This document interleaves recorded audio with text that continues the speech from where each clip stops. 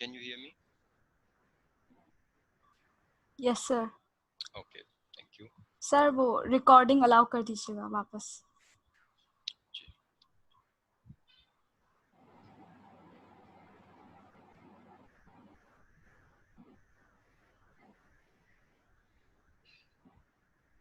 Are we done with that?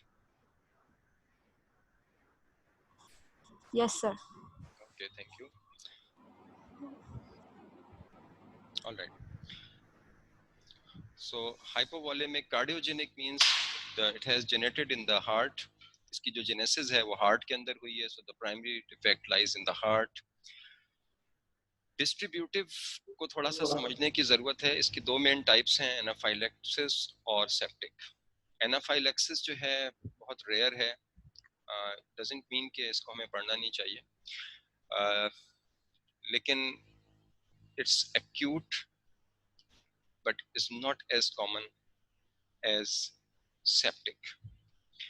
तो anaphylaxis एक rapidly developing phenomena है और इसके अंदर भी डिस्ट्रीब्यूटिव शॉक होता है, और सेप्सिस जो है या सेप्टिक शॉक जो है वो भी डिस्ट्रीब्यूटिव शॉक की कैटेगरी के अंदर आता है. And this is very common. आप हर वक्त एवरी सिंगल मोमेंट आप अपने ईआर के अंदर, जैसे हमारा 17 बेडेड ईआर है, तो कोई ऐसा वक्त नहीं होता जब हमारे पास सेप्टिक शॉक का पेशेंट ईआर के अंदर ना हो. तो it's so common. Obstructive shock जो है उसको हम यहाँ पे सिर्फ इसके जो क्लासिफिकेशन है इसमें हम याद कर लेंगे, इसको हम फर्दर डिस्कस नहीं करेंगे. हम ये चाहेंगे कि जो बाकी तीन हैं, हाइपोवॉलेमिक, कार्डियोजेनिक और डिस्ट्रीब्यूटिव शॉक, उसको हम अच्छी तरह से समझ लें और उसकी जो मैनेजमेंट है, उसके जो मैनेजमेंट के स्टेप्स हैं वो हमें अच्छी तरह से आते हों. तो डिस्ट्रीब्यूटिव शॉक इसको क्यों कहते हैं? हाइपोवॉलेमिक तो सेल्फ एक्सप्लेनेटरी है कि जी वॉल्यूम डिप्लीट हो गया, आप लोग समझ ही गए होंगे अभी तक कि जी वॉल्यूम लॉस हो गया है, कहीं से ब्लड लॉस हो रहा है, ये फ्लूइड लॉस हो रहा है. कार्डियोजेनिक मींस के हार्ट की जो लेफ्ट वेंट्रिकल है वो फंक्शन सही नहीं कर रहा है. डिस्ट्रीब्यूटिव शॉक से क्या मुराद है? कोई बता सकता है what is distributive shock?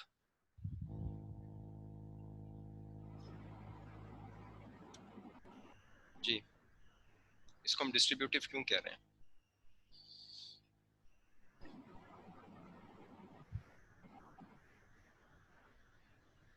Okay, आवाज तो आ रही है ना आप लोगों को मेरी? Yes sir. ओके.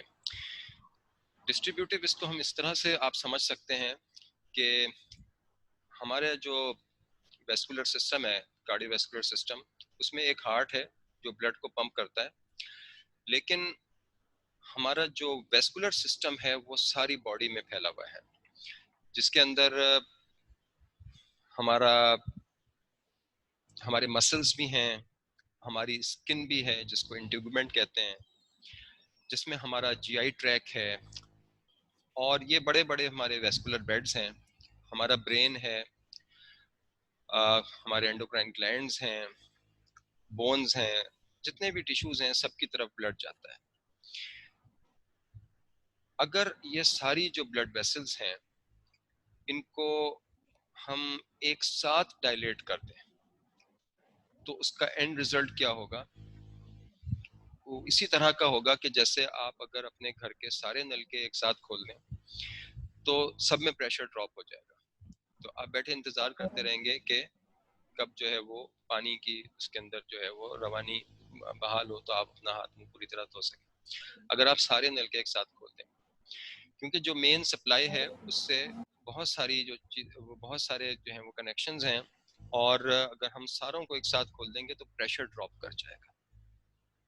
तो सवाल ये है कि नॉर्मली ऐसा क्यों नहीं होता?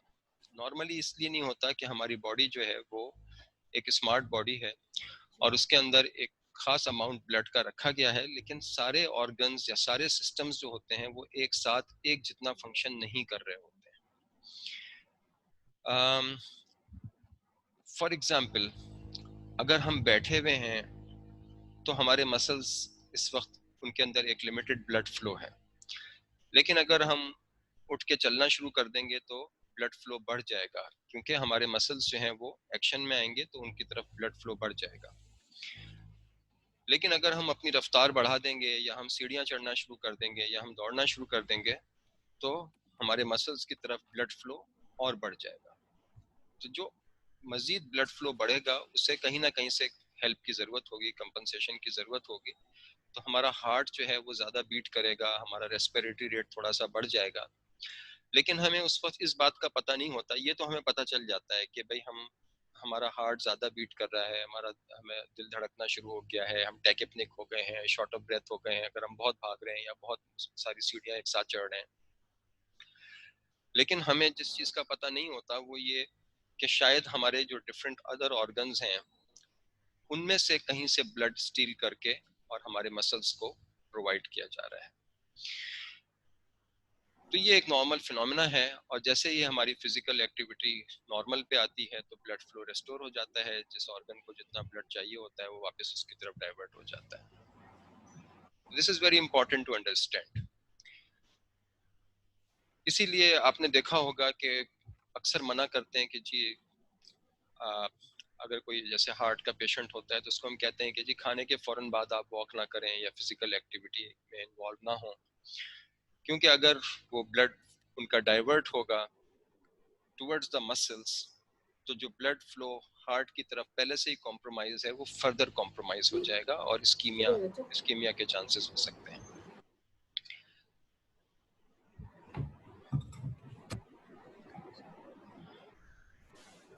Wide spread vasodilation, okay, wide spread vasodilation ही मैं एक्सप्लेन कर रहा हूँ इस वक्त।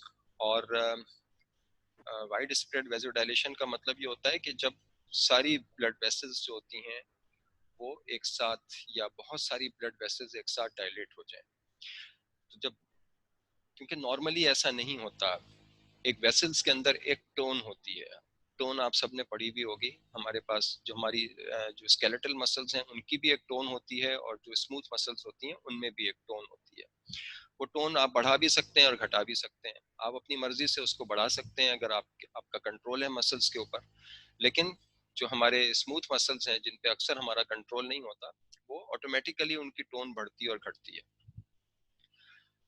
जो वेजिटेटिव फंक्शंस होते हैं हमारे, और उससे डिटरमिन होता है systemic vascular resistance. Systemic vascular resistance क्या होती है basically?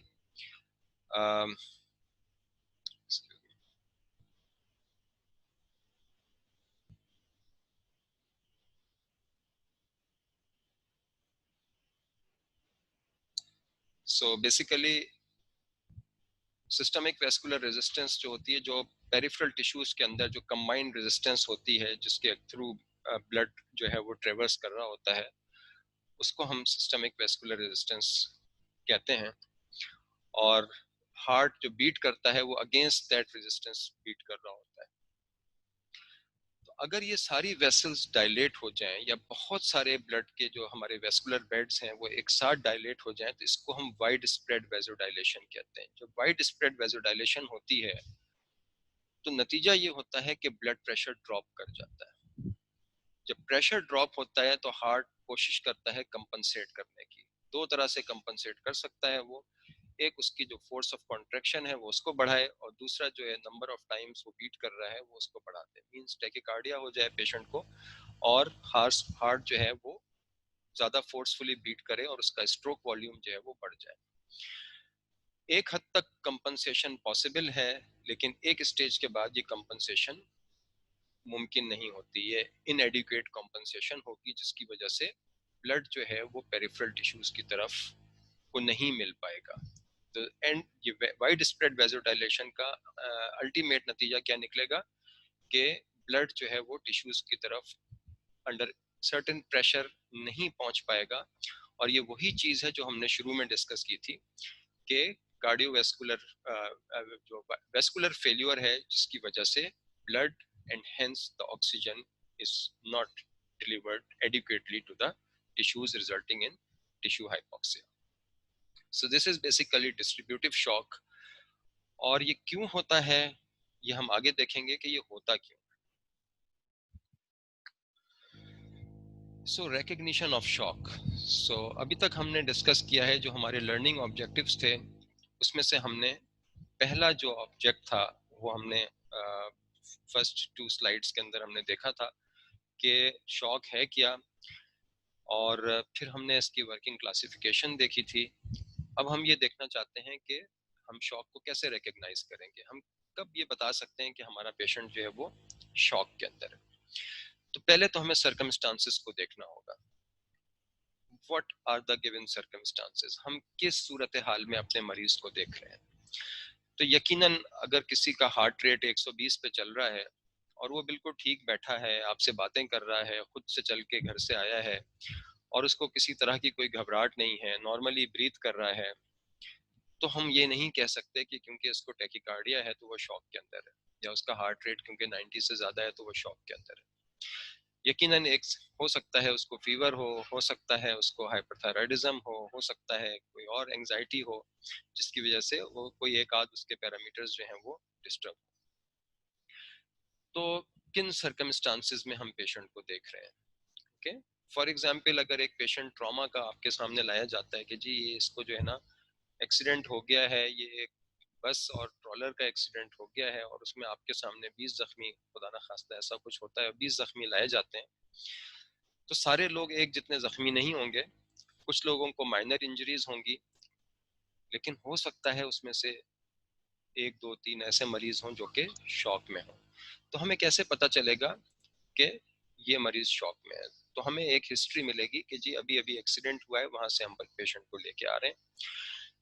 This is the circumstances जो कि आपको अलर्ट कर देंगे कि हमें अपने मरीज को बहुत गौर से देखने की जरूरत है। फिर हम देखेंगे कि उसमें कोई ऐसी चीजें हैं क्या, ऐसे फिजिकल साइंस हैं, या एक मरीज आता है जो आपके सामने लाया जाता है कि जी ये 3 दिन से इसको डायरिया हो रहा है, हमने इसकी काफी ट्रीटमेंट की है लेकिन ये ठीक नहीं हो रहा, अब तो ये बिल्कुल ही बेहोश हो गया है।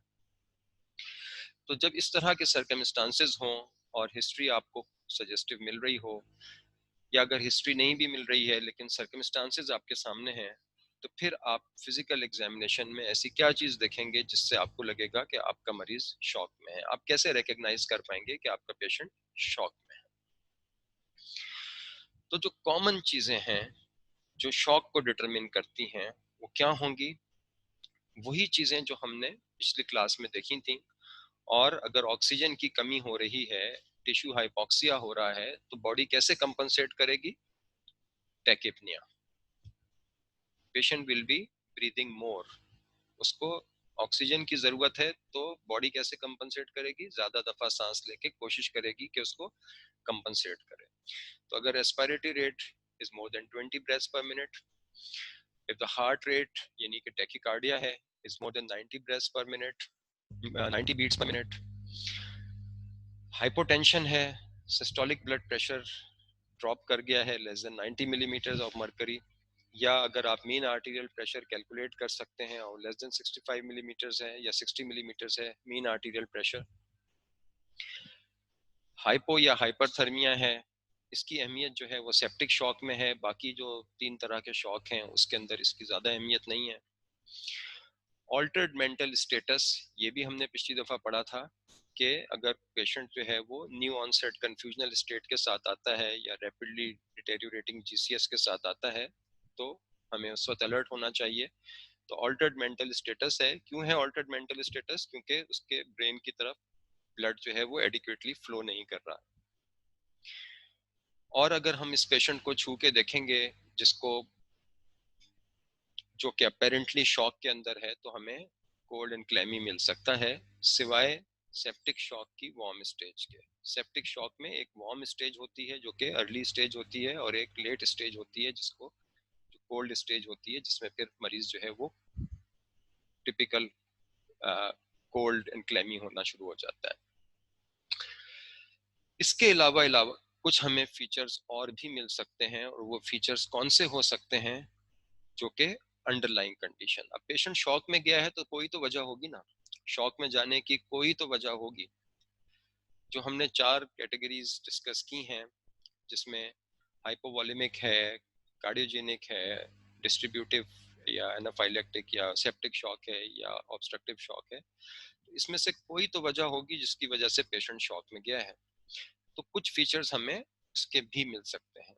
मिसाल के तौर पर अगर हम कार्डियोजेनिक शॉक की बात करें तो हो सकता है कि हमें पेशेंट पल्मोनरी एडिमा में हो और हमें एग्जामिनेशन के ऊपर उसके चेस्ट के अंदर क्रेपिटेशंस वाइड स्प्रेड क्रेपिटेशंस मिल जाएं।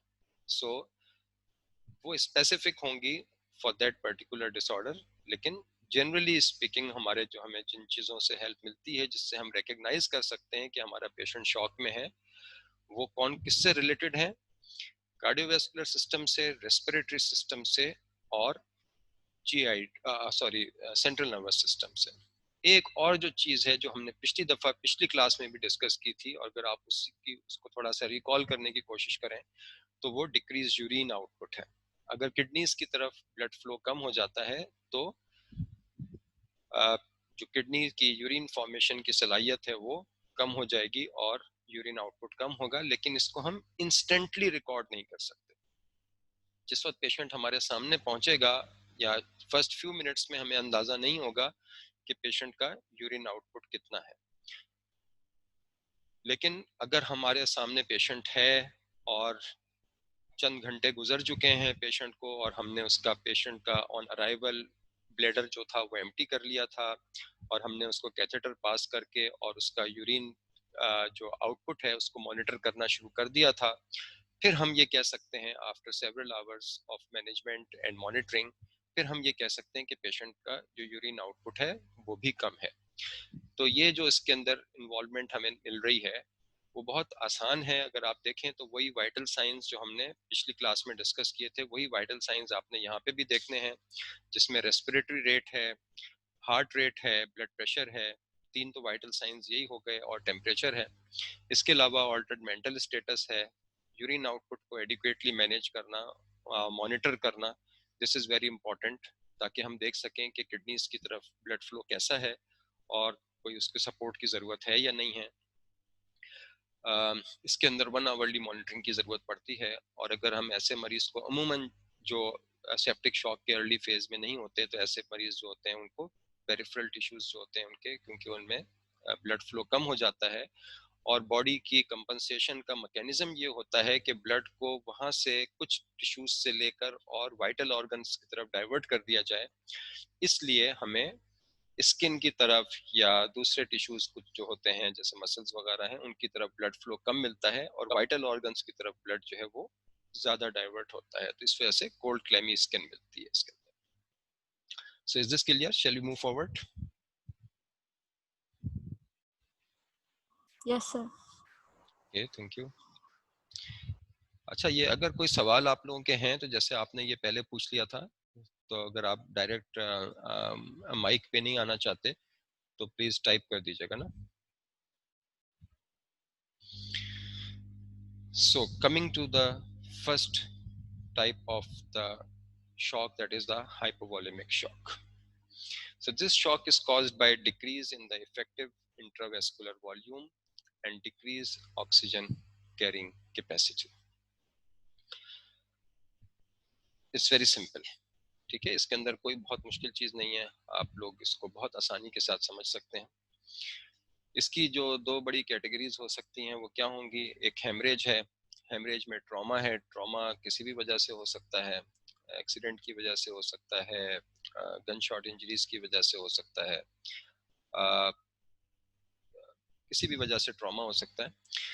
और जो चीज़ ज़्यादा जो मेडिकल आपको ईआर के अंदर या एचडीयू के अंदर या मेडिकल वार्ड्स के अंदर आपको जो चीज़ मिल सकती है वो क्या होगी, वो जीआई ब्लीडिंग हो सकती है। फॉर एग्जांपल वेराइसल ब्लीडिंग है या पेप्टिक अल्सर से ब्लीडिंग है, these are the major causes of blood loss. इसकी एक और वजह जो हो सकती है वो पोस्टमार्टम हेमरेज भी हो सकता है। Again the history would be suggestive, और वहाँ पे भी मैसिव ब्लीडिंग हो सकती है, किसी भी सर्जरी के बाद मैसिव ब्लीडिंग हो सकती है। तो अगर ब्लड एक खास तादाद से ज़्यादा मिकदार से ज़्यादा जो है वो बह जाए तो पेशेंट जो है वो इंट्रावेस्कुलर जो कंपार्टमेंट है वो श्रिंक कर जाएगा, वॉल्यूम डिप्लीट हो जाएगा, और ब्लड जो है वो इतना एडिक्वेट नहीं होगा कि वो सारे वेस्कुलर बेड्स को जो है वो एडिक्वेटली सप्लाई कर सके। Fluid depletion, very common examples, for example diarrhea, 2 3 4 stool से इतनी ज़्यादा फ्लूइड डिप्लीशन नहीं होगी कि पेशेंट शॉक में चला जाए। लेकिन अगर प्रोट्रैक्टेड डायरिया है, नॉन स्टॉप डायरिया है, 1 दिन या 2 दिन या बहुत सारे, इवन अगर चंद घंटे भी हुए हैं लेकिन पेशेंट को बहुत मैसिव डायरिया है, जैसा कि कॉलरा में होता है कि चंद घंटों के अंदर अंदर पेशेंट जो है वो बहुत कई लीटर फ्लूइड जो होता है वो लॉस कर चुका होता है, उससे पेशेंट बिल्कुल आसानी से शॉक में जा सकता है। साथ में बाज़ दफ़ा वॉमिटिंग भी होती है, या अगर सिर्फ वॉमिटिंग है लेकिन बहुत ज़्यादा है तो भी पेशेंट वॉमिटिंग जो है शॉक में जा सकता है। अगर वो बहुत ज़्यादा गर्म टेम्परेचर में काम कर रहा है और बहुत ज़्यादा स्वेटिंग हो रही है, patient can go in shock. तो these are the few examples, very easy to understand, और इसके अंदर कोई बड़ा इशू नहीं है, इसको रिकग्नाइज करना बिल्कुल कोई मसला नहीं है।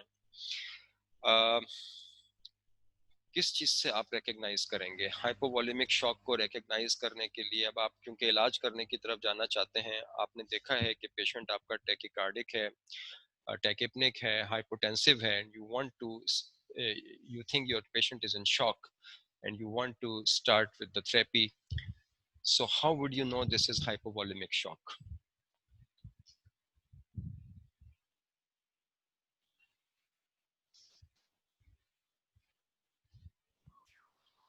Basically history. Okay, हिस्ट्री से आपको पता चल जाएगा कि पेशेंट जो है, कोई भी ऐसा पेशेंट नहीं हो सकता या उसका अटेंडेंट नहीं हो सकता ये जो इस बात को आके आपको ना बताए कि जी इस पेशेंट के साथ हुआ क्या है। ठीक है ना, इसको खून की उल्टियां आई हैं तो वो नजर आ जाएंगी, आपको आके बताएगा, आपको आते के साथ ही बताएगा कि जी इसको बड़ी बड़ी खून की उल्टियां हुई हैं, अभी हम ला रहे थे तो रास्ते में भी खून की उल्टी हुई है इसको। और अगर उसको डायरिया वॉमिटिंग है तब भी वो बताएगा आपको। तो इसके अंदर उमूमन कोई एम्बिग्यूटी नहीं होती है। हाइपोवॉल्यूमिक शॉक जो होता है वो रेयर केसेस के अंदर ऐसा होता है जब आप उसको पिक नहीं कर पा रहे होते। मिसाल के तौर पर एक्सीडेंट हुआ, किसी किसी रोड ट्रैफिक एक्सीडेंट हुआ, कोई अपेरेंट सोर्स ऑफ ब्लीडिंग नहीं है, आपने देखा पेशेंट को, आपने कहीं से कोई ब्लड बह नहीं रहा है, लॉस नहीं हो रहा है, लेकिन हो सकता है कि इंटरनली पेशेंट ब्लीड कर रहा हो। ठीक है, जीआई में कहीं ब्लीड कर गया हो, स्प्लीन रप्चर हो गई हो, लिवर रप्चर हो गया हो, या फीमर ब्रेक हुई हो और पॉप्लिटियल आर्टरी उसकी जो है वो ब्रेक हो गई हो जिसकी वजह से इंटरनली ब्लीड कर रहा हो, तो ये बहुत रेयर अकरेंसेस है। कॉमनली हमें पता चल जाता है हाइपोवॉल्यूमिक शॉक का, और हमें जो हिस्ट्री होती है उससे हमें पता चल जाता है कि क्या हुआ है, और बड़ी प्रिसाइज हिस्ट्री हमें मिल जाती है, कितने मोशंस हुए थे, कितनी दफा खून की उल्टी हुई थी, और फिर हमने देखा कि ये जो हमारा क्राइटेरिया है ये मीट कर रहा है। पेशेंट टैकिपनिक है, टैकिकार्डिक है, हाइपोटेंसिव है, और किस डिग्री का हाइपोटेंसिव है, किस डिग्री का टैकिकार्डिक है, वो एक अलहदा बात है। लेकिन अगर ये सारी चीज़ें हमें एक साथ एक पेशेंट में मिल रही हैं with the specific circumstances, तो हमारे लिए कोई मुश्किल नहीं है कि हम इसको रिकग्नाइज कर सकें कि हमारा पेशेंट शॉक में जा चुका है, और हमें इसको जल्दी हरीडली हमें इसको जो है कार्डियोवैस्कुलर रिससिटेशन की ज़रूरत है, और हमें साथ साथ वजह भी पता है कि पेशेंट हमारा क्यों शॉक में गया है। तो इसके अंदर जो प्राइमरी गोल ऑफ थेरेपी है वो वॉल्यूम रिससिटेशन है। ठीक है, मतलब सबसे पहले आप क्या करेंगे, उसको वॉल्यूम जो उसने लॉस कर दिया है, जो ब्लड या फ्लूइड उसने लॉस किए हैं वो आप रिससिटेट करने की कोशिश करेंगे, वो आप उसको रिप्लेनिश करने की कोशिश करेंगे, वो आप दोबारा से उसकी बॉडी में, उसके वेस्कुलर सिस्टम में इंट्रोड्यूस करने की कोशिश करेंगे। इसके अंदर ब्लड का रेडिली अवेलेबल होना मुश्किल है और ज़रूरी भी नहीं होता। अगर पेशेंट की हीमोग्लोबिन 14 थी और ड्रॉप करके 10 पे भी आ गई है तो भी ज़रूरी नहीं है कि हम उसको ब्लड ज़रूर ही दें, लेकिन उसका जो वेस्कुलर कंपार्टमेंट है उसको एक्सपेंड करना ज़रूरी है। तो वेस्कुलर कंपार्टमेंट को एक्सपेंड करने के लिए हमारे पास क्या तरीका होता है, इनिशियली हम क्या करते हैं, हम क्रिस्टलॉइड सॉल्यूशंस जो होते हैं जिसमें नॉर्मल सेलाइन या रिंगर्स लैक्टेट होते हैं, ये पेशेंट को देते हैं, and we keep on resuscitating our patient. हमें ये एक ख़ास रफ्तार से ये फ्लूइड्स उसको देने होंगे, हमें ये रियलाइज़ करना होगा कि हमारा पेशेंट इमरजेंसी के अंदर है, हमारा पेशेंट जो है उसके मल्टीपल ऑर्गन्स जो हैं वो सफ़र करना शुरू कर चुके हैं, उसकी जो लेवल ऑफ कॉन्शियसनेस है वो डिटेरियोरेट कर रही है, उसका यूरिन आउटपुट कम होता जा रहा है, और वो रिस्पॉन्ड नहीं कर रहा है पेशेंट। इस वजह से हमें उसको बहुत तेज़ी के साथ फ्लूइड रिससिटेट करना होगा। हम उसका 24 घंटे का राशन नहीं बनाएंगे कि भाई 24 घंटे में इसको 3 लीटर फ्लूइड देने हैं, बल्कि हम बहुत तेज़ी से उसको आईवी फ्लूइड्स देंगे, और फिर रिस्पांस देखेंगे कि उसकी रिस्पांस कैसी है, उसका ब्लड प्रेशर जो है सिस्टोलिक ब्लड प्रेशर वो बेहतर होना शुरू हो गया है, उसका जो हार्ट रेट है या पल्स रेट है वो कम होना शुरू हो गया है, उसका रेस्पिरेटरी रेट कम होना शुरू हो गया है, उसका यूरिन आउटपुट जो हम पर आवर मॉनिटर कर रहे थे वो अब बेहतर हो गया है, 30 to 50 ml पर आवर से अब के उसमें लिमिट के अंदर आ गया है। अगर ऐसा है तो इसका मतलब है कि हमारी जो मैनेजमेंट है वो एडिक्वेट है और पेशेंट जो है वो hopefully will come out of the shock. और उसके साथ साथ जो प्राइमरी इटियोलॉजी है उसको भी हमने देखना है।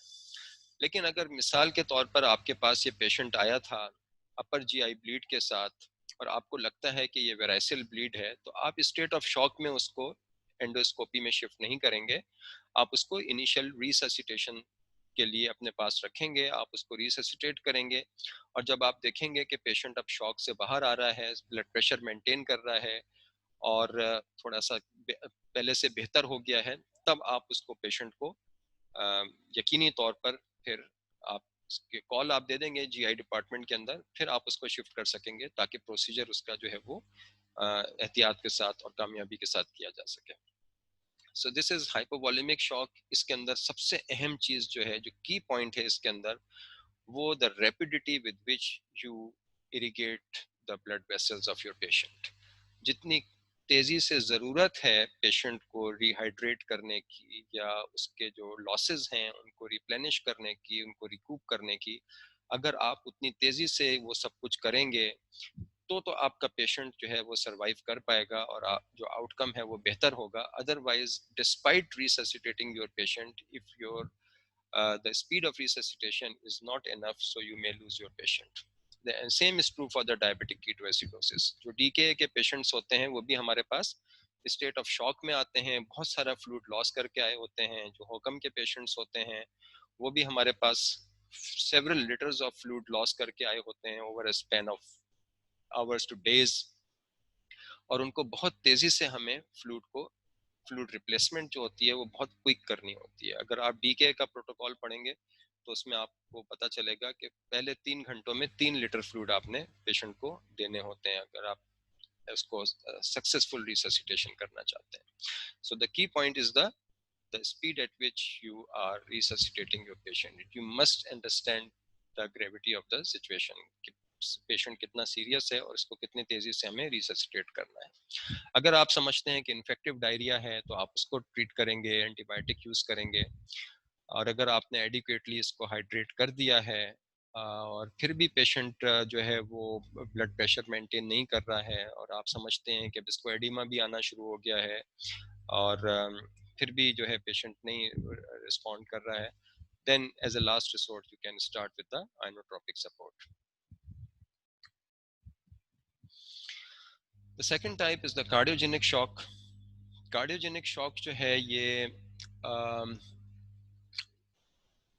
जेनिक या जेनेसिस मींस इसकी जो पैदाइश है वो कहाँ पे हुई है, ये बना कहाँ पे है, ये डेवलप कहाँ पे हुआ है, ये हार्ट में डेवलप हुआ है। ये कार्डियोजेनिक है ये। the the problem lies in the heart as the name suggests। तो फिर अगर हम हार्ट की तरफ जाते हैं तो हमारे जहन में क्या आता है? This is a shock caused by the left ventricular systolic failure. और इसकी जो सबसे बड़ी वजह है वो एक्यूट मायोकार्डियल इन्फाक्शन है। इसके अलावा और भी इसकी वजूहात हैं जिसमें एक्यूट माइट्रल रिगर्जिटेशन, मायोकार्डाइटिस वगैरह हैं, लेकिन by far the commonest cause of the cardiogenic shock is the acute myocardial infarction. अगर ये इन्फाक्ट जो है वो सब्सटेंशियल है और इतना एडिक्वेट है या इतना सब्सटेंशियल है कि ये लेफ्ट वेंट्रिकुलर कैविटी की जो पंपिंग एबिलिटी है उसको कॉम्प्रोमाइज कर देता है इस हद तक कि पंप फेल्यूर में पेशेंट जा रहा है, तो उसके दो इफेक्ट्स होते हैं। एक फॉरवर्ड फेल्यूर होता है जिसकी वजह से अब ये जो पंप है, जो लेफ्ट वेंट्रिकल की जो कॉन्ट्रैक्शन की जो सलाहियत है वो इतनी कमजोर पड़ चुकी है कि जो उसका इजेक्शन फ्रैक्शन है वो ड्रॉप कर रहा है। वो हर दफा जब कॉन्ट्रैक्ट करता है तो जो उसका नॉर्मल एक स्ट्रोक वॉल्यूम है जो 70-80 ml के करीब होना चाहिए, वो उतना ब्लड जो है वो इजेक्ट नहीं कर पा रहा है। जब वो ब्लड इजेक्ट नहीं करेगा एओर्टा के अंदर तो सिस्टमिक सर्कुलेशन के अंदर ब्लड नहीं पहुंचेगा और प्रेशर भी मेंटेन नहीं होगा। जो दूसरा इसका इफेक्ट होता है वो क्या होगा, वो बैकवर्ड फेल्यूर होता है। ये सारी चीजें आप पैथोलॉजी में पढ़ चुके हैं, लेकिन इसको हम ब्रीफली यहाँ पे जो है वो एक दफा टच कर रहे हैं। बैकवर्ड फेलियर में क्या होगा कि जो ब्लड राइट हार्ट क्योंकि नॉर्मल फंक्शन कर रहा है, तो जो राइट हार्ट से through the lungs blood circulate करता हुआ लेफ्ट वेंट्रिकल लेफ्ट एट्रियम में आ रहा है, तो वो लेफ्ट एट्रियम के अंदर से लेफ्ट वेंट्रिकल में जा रहा है, लेकिन लेफ्ट वेंट्रिकल ब्लड को पंप नहीं कर रहा, जिसकी वजह से वहाँ होल्ड अप है।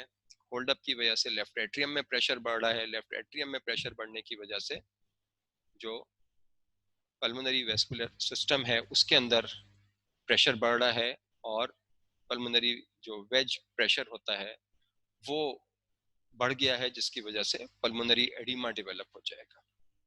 तो ये बड़ा सिंपल है कि लेफ्ट वेंट्रिकल फेलियर की वजह से पल्मोनरी एडिमा डेवलप होगा। तो फॉरवर्ड फेलियर के फीचर्स क्या होंगे कि ब्लड आगे फ्लो नहीं करेगा, जब एओर्टा में ब्लड नहीं जाएगा तो ब्रेन को नहीं मिलेगा, पेरिफेरल टिश्यूज को नहीं मिलेगा, किडनी को नहीं मिलेगा। और बैकवर्ड फेलियर के फीचर्स क्या होंगे कि पेशेंट को लंग्स में जो है वो ब्लड स्टेगनेट करेगा, वहां पर कंजेशन हो जाएगा लंग्स के अंदर, जिसकी वजह से जो वहां से जो है वो फ्लूइड एक्स्ट्रावेजेट करेगा, जो कैपिलरीज हैं उनसे एक्स्ट्रावेजेट करके एल्वेलाई में आ जाएगा, जिसकी वजह से पेशेंट पल्मोनरी एडिमा में चला जाएगा। अब ये एक बड़ी खतरनाक सिचुएशन है।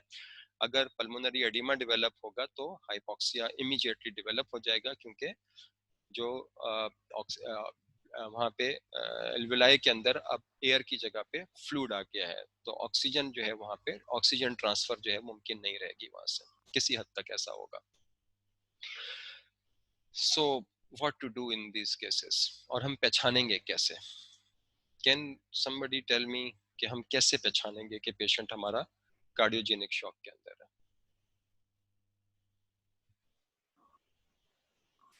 सर इसमें भी शायद हिस्ट्री सजेस्ट करेगी, जैसे एमआई का है तो उसको लेफ्ट साइड पे अगर पेन स्टार्ट हुआ, शोल्डर लेफ्ट लेफ्ट जॉ, और वो भी नेसेसरी नहीं है, कभी एपिगैस्ट्रियम पेन हो सकता है, मतलब इनसिग्निफिकेंट मोस्ट कॉमन सिम्टम्स नहीं होते वो भी हो सकते हैं। लेकिन या तो अंडरलाइन पहले शॉक एमआई हो चुका है, पास हिस्ट्री भी सजेस्ट कर सकती है। Yes, very good. ओके, देखिए इसके अंदर बहुत अहम चीज ये है कि अमूमन हिस्ट्री हमें इसके अंदर मिल जाती है। ठीक है, आप लोग हमेशा कॉमन चीजों की तरफ देखा करें। ठीक है, जब आप लोग 2 3 4 5 साल काम कर लेंगे, ट्रेनिंग कर लेंगे, तो जो रेयर कॉजेज हैं वो खुद ब खुद आपको समझ में आने शुरू हो जाएंगे। लेकिन अगर आपको सारे कॉमन कॉजेज पता हैं तो आप लोग किसी कंफ्यूजन का शिकार नहीं रहेंगे। तो अगर मायोकार्डियल इन्फार्क्शन है तो दो कार्डिनल फीचर्स उसके अंदर आपको मिल सकते हैं, वो क्या होंगे? Number 1, chest pain. Chest pain जो कि अमूमन सेंट्रल चेस्ट पेन या लेफ्ट साइड के ऊपर या रेडिएटिंग टू द आर्म या शोल्डर व्हाटएवर। तो अगर चेस्ट पेन की हिस्ट्री के साथ पेशेंट आया है और उसके साथ वो हमें शॉक में भी नजर आ रहा है, तो हम क्या करेंगे? Immediately will go for the ECG. ठीक है, हमारी नी जर्क रिफ्लेक्स क्या होगी? हम इमीडिएट क्या काम करेंगे? हम हमारे जहन में यही आएगा कि ये एक्यूट मायोकार्डियल इन्फार्क्शन है, और फौरन इसकी ईसीजी करके देखो, और बाकी इसके जो टेस्ट हैं जो जिसमें ड्रॉप आई है और कार्डियक एंजाइम्स हैं वो भिजवाओ, और मेक श्योर कि ये एक्यूट एमआई है। तो ईसीजी के अंदर हमें, अगर पेशेंट एक एडुकेट टाइम के अंदर रिपोर्ट हो रहा है, तो हमें ईसीजी के अंदर चेंजेस नजर आ जाती हैं, और हम हमारी डायग्नोसिस अदरवाइज भी हम श्योर थे, लेकिन हम फौरन कंफर्म कर सकते हैं अपनी डायग्नोसिस को। दूसरा जो इसका फीचर है, जो कि बहुत इंपॉर्टेंट और बहुत कॉमन फीचर है, वो अगर बैकवर्ड फेलियर प्रीडोमिनेंट है तो क्या होगा? पेशेंट शॉर्टनेस ऑफ ब्रेथ के साथ प्रेजेंट करेगा। तो आपने बिल्कुल सही बताया कि पेशेंट को चेस्ट पेन होगा या पेशेंट को शॉर्टनेस ऑफ ब्रेथ है। अगर पेशेंट डायबिटिक है या साइलेंट एमआई हो भी गया है उसको, तो शॉर्टनेस ऑफ ब्रेथ तो उसको होगी बहरहाल। तो chest pain and shortness of breath, और either of the two may be predominant chest pain, may be predominant shortness of breath, ये दो चीजें ऐसी हैं कि अगर इसके साथ पेशेंट प्रेजेंट कर रहा है और पेशेंट टैकिप्निक भी है और हाइपोटेंसिव भी है, और साथ के साथ उसको जो है वो टैकिकार्डिक भी है और मेंटल ऑपरेंडेशन है, कंफ्यूजन है, या वो अपने लेवल ऑफ कॉन्शियसनेस को मेंटेन नहीं कर पा रहा है, या बिल्कुल डीपली अनकॉन्शियस हो गया है, और हमें लगता है फोल्ड क्लैमी स्किन है उसकी, तो हम यही कहेंगे कि हमारा पेशेंट प्रोबेबली कार्डियोजेनिक शॉक में है, और हमारा इमीडिएट एक्शन क्या होना चाहिए ऐसी सूरत हाल के अंदर? ईसीजी। यस, वेरी राइट, आपने बिल्कुल सही बताया कि हमें ईसीजी कर लेनी चाहिए, और ईसीजी के जरिए से हमें बहुत कुछ पता चल जाएगा, इमीडिएट पता चल जाएगा। और बाकी जो हमारे पास ड्रॉप आई की फैसिलिटी होती है, वो कभी बाज दफ़ा अर्ली हमें फाइंडिंग्स नहीं मिलती हैं, लेकिन जो सबसे ज़्यादा रिलायबल चीज़ हमें इसमें हेल्प कर देगी वो ईसीजी कर देगी। तो अब करेंगे क्या इसके अंदर? Suppose you are the house officer, okay, या you are the first year resident, लेकिन आप मेडिसिन के रेजिडेंट हैं, you are doing your residency in the general medicine. क्या करेंगे आप इसके अंदर?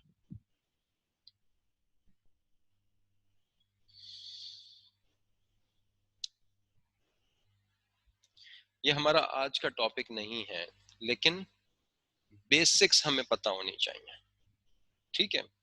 बहुत जो बेसिक चीजें हैं, ऑब्वियसली आप ये पेशेंट जो है इसको हैंड ओवर करेंगे, you will give a call to the, yes very good, PCI जो है इसका मे बी अल्टीमेट आंसर हो सकता है। Very good. Primary percutaneous coronary intervention जो है वो इसका एक बहुत ही अच्छा इसका हल हो सकता है, अगर ये फैसिलिटी है। और अब अल्हम्दुलिल्लाह हमारे यहाँ सिंध प्रोविंस के अंदर ये फैसिलिटी इतनी ज़्यादा अवेलेबल है कि तकरीबन हम ये कह सकते हैं कि डोर स्टेप पे ये फैसिलिटी अवेलेबल है हमारे पास। विद इन एन आवर अक्सर मकामात से पेशेंट जो है वो यस उनको रेफर किया जा सकता है, लेकिन ये डिसाइड करना कार्डियोलॉजिस्ट का काम है कि वो इस वक्त आपका जो पेशेंट है उसको प्राइमरी पीसीआई हो सकती है या नहीं हो सकती है। हम एज अ जूनियर डॉक्टर हमारा पहला काम तो ये है कि हम उसको रिकग्नाइज करें। अगर पेशेंट पल्मोनरी एडिमा में नहीं है तो हम इसको केयरफुली फ्लूइड्स देंगे और आइनोट्रोपिक सपोर्ट देंगे। केयरफुली ये याद रखिएगा कि हमें यहाँ पर उस तरह से फ्लूइड नहीं देने हैं जिस तरह से हमने अपने हाइपोवोलेमिक पेशेंट को फ्लूइड्स दिए थे, क्योंकि लेफ्ट वेंट्रिकल जो है वो जो सारी बॉडी का बर्डन उठाए हुए है सिवाय लंग्स के, वो खुद ही कॉम्प्रोमाइज्ड है। तो हम इतना रैपिडली रिससिटेट नहीं कर सकेंगे पेशेंट को, बहुत ही केयरफुली हमें अपने पेशेंट को मैनेज करना पड़ेगा। अगर हमारे पास सारे गैजेट्स अवेलेबल हैं, हमारे पास पल्मोनरी